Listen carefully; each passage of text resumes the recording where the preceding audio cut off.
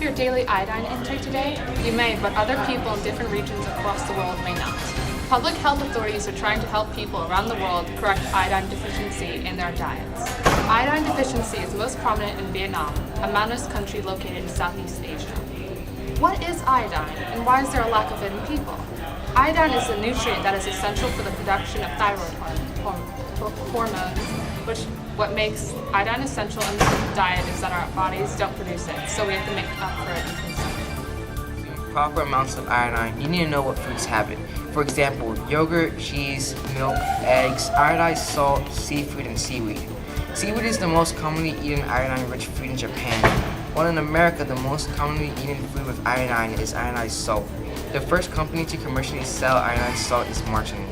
Partnerships among public health authorities have been crucial to treating iodine deficiency since the 1980s. The World Health Organization has promoted a primary intervention strategy for household diets. Symptoms of iodine deficiency include obvious and painful enlargement of the thyroid, or the goiter, and hypothyroidism, which is the abnormally low activity in the thyroid. The thyroid is the gland located just below a person's voice box in the front of the neck. The two hormones inside the thyroid are made up of amino acids and atoms of iodine, which control a person's metabolism. The metabolism includes the regulation of temperature and heart rate and palpitations. During hypothyroidism, a person's heart contracts slower, causing bodily reactions to occur more slowly. Also, when a pregnant mother becomes iodine deficient, it can cause growth problems and mental retardation in infants. Iodine deficiency is the #1 cause of preventable mental retardation in the world. According to research conducted by the World Bank and UNICEF, iodine deficiency can drop a child's IQ by 10 to 15 points. Iodine is an essential nutrient in developing cognitive functions in children. This form of malnutrition can result in weight gain, infertility, low energy, depression, cardiovascular disease, and a variety of cancers. Because Vietnamese people don't eat a lot of foods rich in iodine due to their isolated living conditions, they begin to suffer from IDD symptoms. The number of countries where iodine deficiency is a public health problem has halved over the past 20 years. Vietnam has long combated iodine deficiency. The battle began around 1993 when 22.4% of children 8 to 12 years suffered from goiter.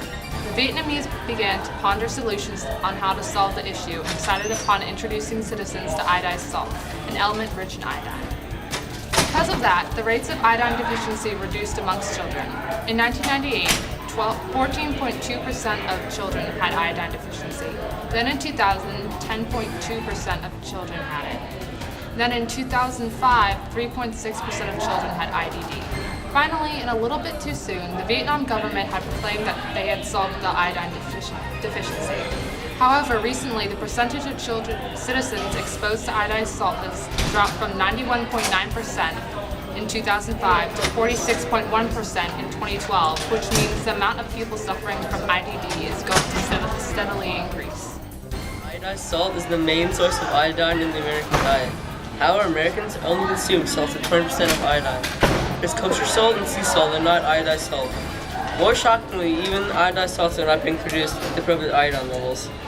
A study by a chemistry professor at the University of Texas at Arlington revealed that out of 88 iodized salt samples, 53 did not meet the FDA's recommended levels of iodine.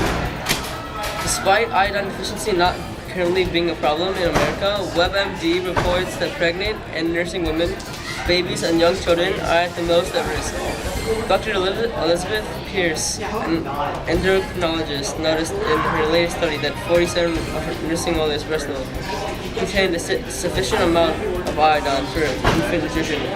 The low levels can be related to an insufficient amount of iodine in prenatal vitamins.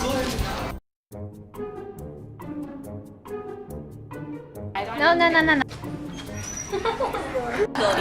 Low energy, depression, cardiovascular disease, and variety. Our 88 iodized salt samples, 53% did not